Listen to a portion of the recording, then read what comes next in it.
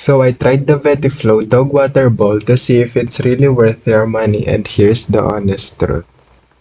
Vetiflow promotes itself as a pet water fountain that keeps water circulating for cleaner hydration, helps reduce buildup, and encourage pets to drink more. It's presented as a smart hygienic upgrade from a normal water bowl, and my experience and what I've found during the testing, the fountain does provide continuous flow and filtration, and the idea of moving water can help some pets drink more regularly.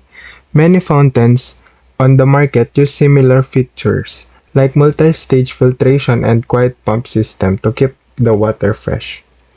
Veterinary-level health claims such as preventing UTIs or kidney disease are not supported by evidence and are misleading because no water fountain can treat or prevent medical condition on its own.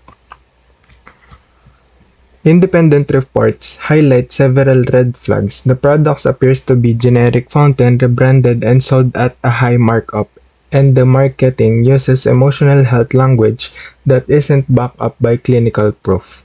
Some customers also report quality and support issues such as noisy pumps, flimsy parts, and difficulty with returns or refunds. Positive things about it is its continuous circulating water can keep water fresher longer compared to static bowls.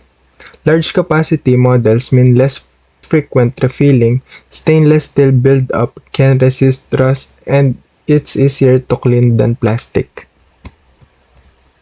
Exaggerated health claims about stopping infection or kidney disease. High pump markup versus generic product cost often available cheaper elsewhere. Customer reports of poorly quality missing orders and hard refunds. So the pros of this product, it encourages regular hydration for our pets.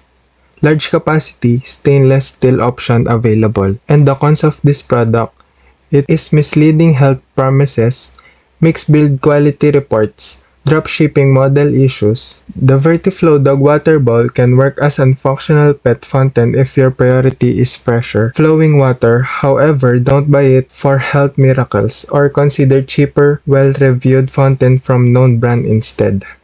If this video helped you, make sure to like and subscribe. Thank you for watching.